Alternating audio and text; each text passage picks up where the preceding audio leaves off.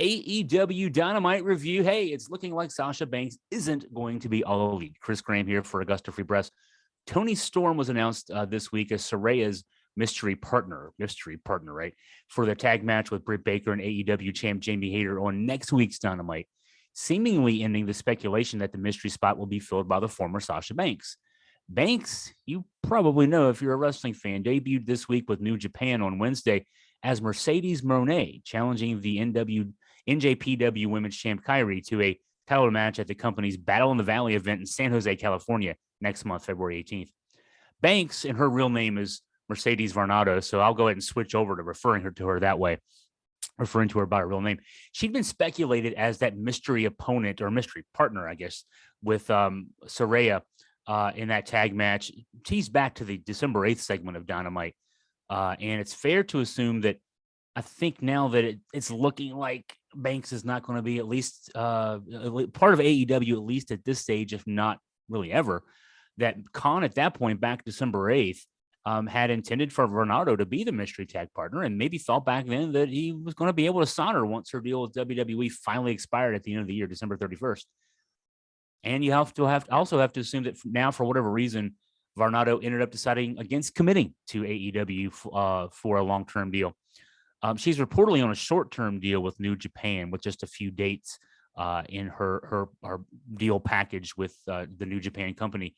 The sense is that she signed that deal to be able to maintain flexibility with her career, whether she decides her future is going to be all in wrestling, maybe a combination of wrestling and movies and TV, whatever the case may be there.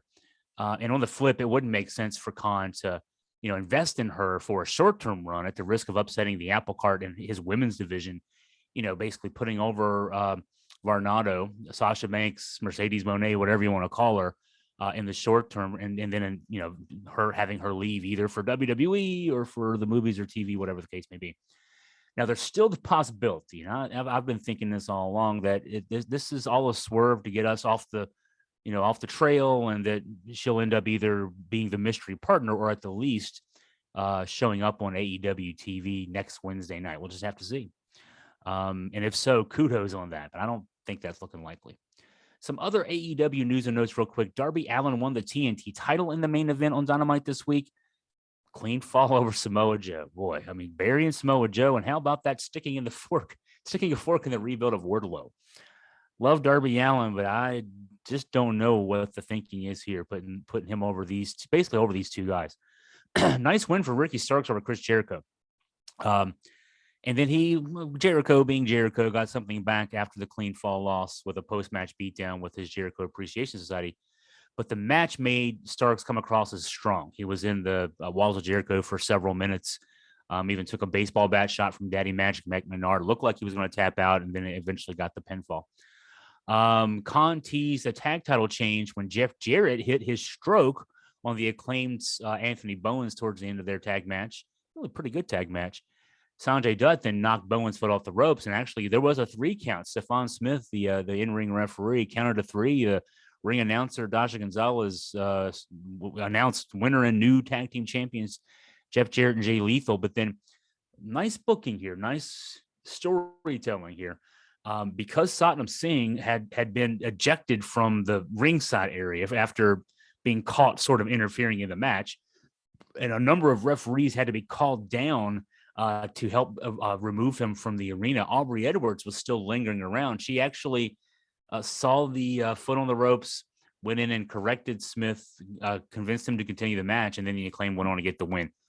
That's subtle booking there, but I liked it. Good storytelling there all around. Bryan Danielson, super over with the hometown Seattle crowd for his win over Tony Nese. Pretty quick match, which was basically the setup to a mic battle between Danielson and his future AEW World